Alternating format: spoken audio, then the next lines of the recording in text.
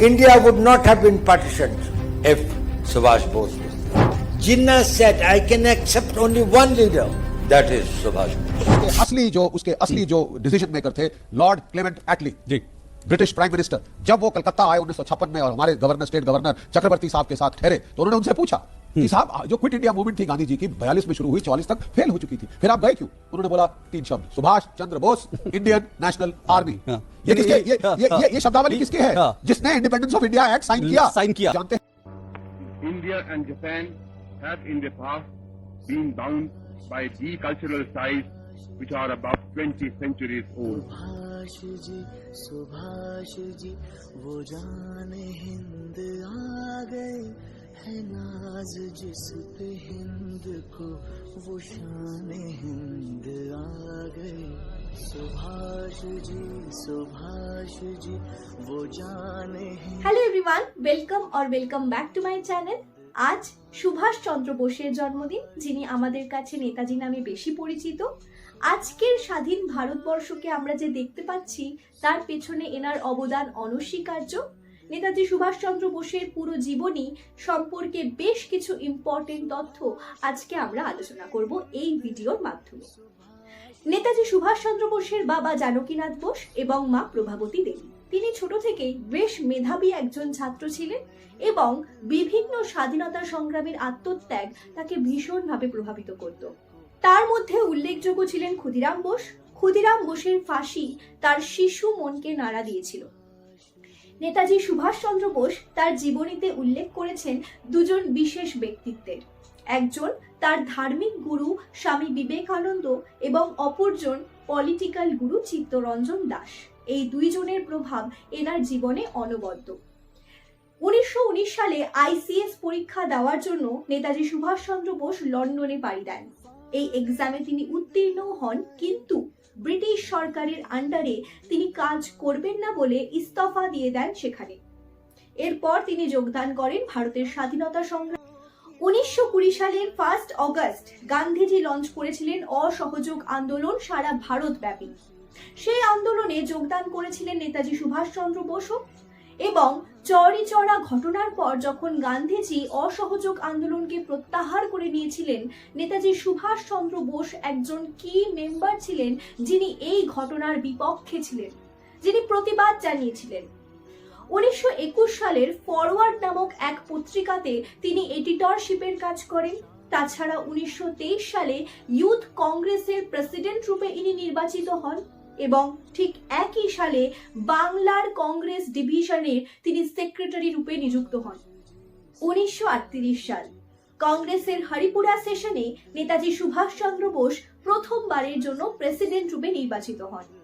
ঠিক তার পরের বছর 1939 সালে তিনি গান্ধীজির প্রতিনিধি পাত্তাভাই সীতারামাইয়াকে হারিয়ে দ্বিতীয়বারের জন্য প্রেসিডেন্ট রূপে নির্বাচিত হন ত্রিপুরী সেশনে। কিন্তু এই সেশনে কংগ্রেসের সাথে মতবিরোধ হওয়ার কারণে নেতাজি সুভাষচন্দ্র বোস এবং তার ফলোয়ার্সরা, যারা কংগ্রেসের অভ্যন্তরেই ছিল, তারা সেখান থেকে বেরিয়ে নতুন পার্টি গঠন করে যার নাম ফরওয়ার্ড ব্লক। 1939 সাল অর্থাৎ দ্বিতীয় বিশ্বযুদ্ধের শুরু। ভারতবর্ষের তৎকালীন ভাইসরয় লর্ড লিনলিথগো হঠাৎ করে ঘোষণা করে বসলেন যে ভারতীয়রা নাকি পার্টিসিপেট করবে এই ওয়ার্ল্ড ওয়ার 2 তে ইংরেজদের হয়ে। কিন্তু এই ঘোষণা তিনি কোনো ভারতীয়র পরামর্শ ছাড়াই করেছিলেন। ফলস্বরূপ কংগ্রেসের মেম্বাররা ভীষণ রেগে যায় এবং তারা তাদের পদ থেকে ইস্তফা দেয়। তারা জিতেছিল প্রাদেশিক ভোটে, একেবারে বিপুল ভোটে তারা জয়লাভ করেছিল, কিন্তু 1939 সালের এই ঘোষণার পর তারা তাদের পদ থেকে ইস্তফা দেন এবং সুভাষচন্দ্র বোস, যিনি অলরেডি ফরওয়ার্ড ব্লককে এস্টাবলিশ করেছেন, তিনি পরামর্শ দেন যে এখন ভারতীয়দের উচিত যে ইংরেজদের ওপর পাল্টা আঘাত করা। এটাই সুযোগ, এখন ইংরেজরা বিজি রয়েছে অন্য যুদ্ধতে, তো এটাই সময় যে আমরা পারি আমাদের স্বাধীনতাকে লাভ করতে। বাট কংগ্রেসের অন্যান্য মেম্বাররা এতে সহমত হন না এবং আলটিমেটলি ফরওয়ার্ড ব্লক এবং কংগ্রেস দুটো একেবারে আলাদা হয়ে যায়। হলওয়েল মনুমেন্টকে উৎখাত করবার জন্য শুরু হয় মাস অ্যাজিটেশন কলকাতায়। এবার এই মাস অ্যাজিটেশনের কি রোল প্লে করবার জন্য নেতাজি সুভাষচন্দ্র বোসকে অ্যারেস্ট করে নেয় পুলিশ। বাট জেলে গিয়ে Subhashchandra Bose fast unto death শুরু করেন, অর্থাৎ আমরণ অনশন। গোটা 7 দিন তিনি কিছু না খেয়ে থাকেন এবং সেই কারণে তার শারীরিক অসুস্থতা বৃদ্ধি পায় এবং সেই কারণে বাধ্য হয়ে পুলিশ নেতাজি সুভাষচন্দ্র বোসকে হোম অ্যারেস্টে পাঠিয়ে দেয়। 17th জানুয়ারি 1941 সেই দিন যেদিন নেতাজি সুভাষচন্দ্র বোস ফাইনালি সবার চোখে ধুলো দিয়ে গোমো স্টেশনে চলে যান তার ভাইপো শিশির কুমার বোসের সহায়তায়। এই ছদ্মবেশে তিনি অন্য একটি নাম নেন, যেটা হচ্ছে মোহাম্মদ জিয়াউদ্দিন, এবং গোমো স্টেশন থেকে তিনি কালকা মেল ধরে চলে যান পেশোয়ারে। তিনি একজন বোবা এবং কালা পাঠানের ছদ্মবেশ ধারণ করেন, কারণ তিনি পাস্তো ভাষা জানতেন না। যদি তিনি মুখ খুলতেন তাহলে তার ছদ্মবেশ সবার কাছে ধরা পড়ে যেত, এবং তারা পারমিশন নেয় যে তারা আফগানিস্তান থেকে বাইরে যাবে প্রার্থনা করবার জন্য, যাতে তিনি তার কথা বলার শক্তি এবং শোনার শক্তি ফিরে পান। নেতাজি সুভাষচন্দ্র বোস আলটিমেটলি পৌঁছে গেলেন জার্মানিতে। জার্মানিতে পৌঁছে তার মূল 2টো লক্ষ্য ছিল। 1, ভারতবাসীর অবস্থানকে সারা বিশ্বের সামনে তুলে ধরা, এবং 2, ভারতের স্বাধীনতা লাভ। এবং তিনি আশাবাদী ছিলেন যে জার্মানির কাছ থেকে ভারতীয়রা সাহায্য পাবে, কারণ জার্মানি ছিল ইংরেজদের বিপক্ষে, অর্থাৎ অ্যাক্সিস পাওয়ারের একটা অন্যতম দেশ। এবং এই সময় নেতাজি সুভাষচন্দ্র বোস জার্মান অথরিটির সাহায্যে 4500 প্রিজনার অফ ওয়্যারকে দিয়ে বানিয়ে নিয়েছিলেন এক আর্মি, ইন্ডিয়ান লিজিয়ন। এই ইন্ডিয়ান লিজিয়নই প্রথম সুভাষচন্দ্র বোসকে নেতাজি বলে সম্বোধন করেছিল। নেতাজি সুভাষচন্দ্র বোস এরপর সাক্ষাৎ করলেন হিটলারের সঙ্গে, এবং হিটলারের সঙ্গে নেতাজি সুভাষচন্দ্র বোসের মূলত 2টো বিষয়ের ওপর মতপার্থক্য হলো। প্রথমত, নেতাজি সুভাষচন্দ্র বোস হিটলারকে বলেছিলেন যে তারা যেন রাশিয়াকে আক্রমণ না করে, কারণ রাশিয়া এবং ভারতের মধ্যে একটা ভালো সম্পর্ক ছিল। যদি জার্মানি রাশিয়াকে আক্রমণ করে তাহলে ভারতবাসীর মনে জার্মানির প্রতি একটা অবিশ্বাসের জন্ম হবে।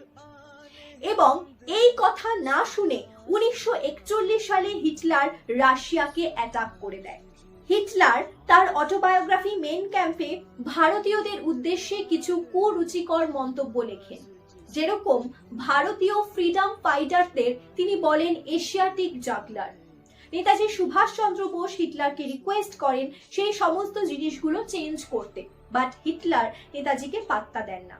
তো নেতাজি বুঝতে পারেন যে হিটলারের কোনো রকম কোনো মাথা ব্যথা নেই ভারত স্বাধীন হোক বা না হোক। এবার জার্মান থেকে বিদায় নেওয়ার পালা।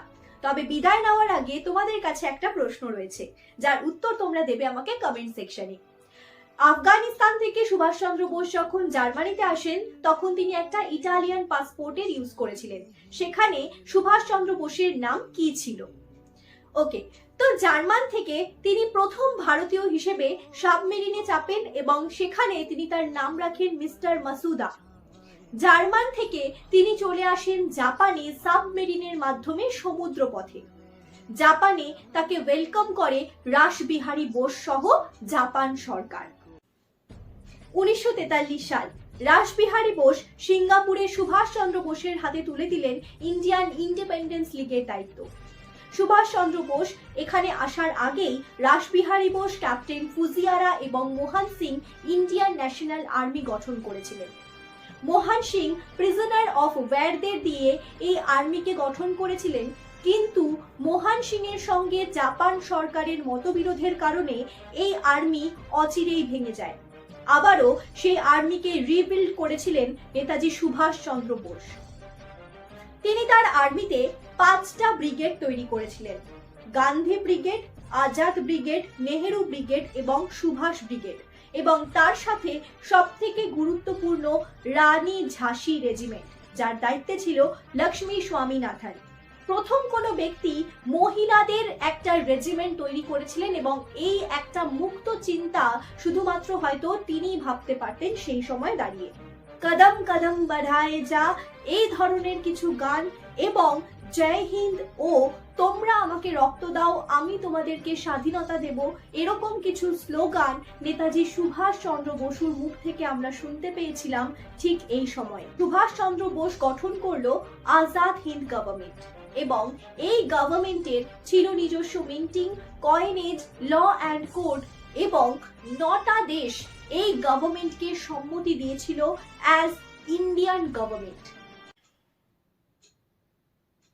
1943 সাল জাপান গভর্নমেন্ট আন্দামান ও নিকোবর দ্বীপপুঞ্জকে ক্যাপচার করলো এবং তার নমিনাল হেড বানিয়ে দিল সুভাষ চন্দ্র বোসকে।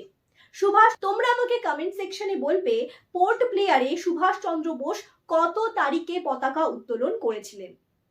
ভারতের মাটিতে তারা জাপান ইম্পেরিয়াল আর্মির সাহায্য নিয়ে প্রথম জিত হাসিল করলেন নাগাল্যান্ড ও মণিপুর অঞ্চলে।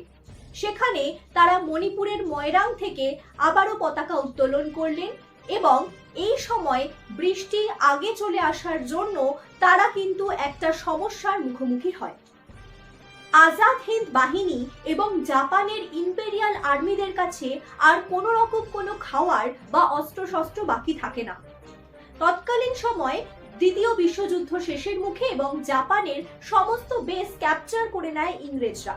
ফলস্বরূপ এয়ার বেসের দিকেও কোনো রকম সাপোর্ট তারা পায় না এবং অবশেষে ব্রিটিশারদের কাছে সারেন্ডার করতে বাধ্য হয় আজাদ হিন্দ বাহিনী। আজাদ হিন্দ ফৌজের 16,000 সেনাকে ব্রিটিশ গভর্নমেন্ট তাদের হেফাজতে নিয়ে নেয়।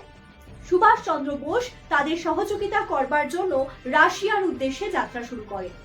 তাইওয়ানে যাওয়ার পথে বিমান দুর্ঘটনায় তার মৃত্যু হয়েছে বলে মনে করা হয়, তবে এই ঘটনা কতটা সত্যি তা নিয়ে যথেষ্ট মতভেদ রয়েছে।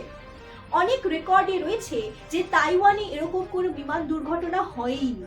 এবার অনেক ভারতীয় তথ্য এটা প্রমাণ করে যে গুমনামি বাবা আর কেউ নন সুভাষ চন্দ্র বোস এবং এর সপক্ষে 100% না হলেও 95% এভিডেন্স রয়েছে।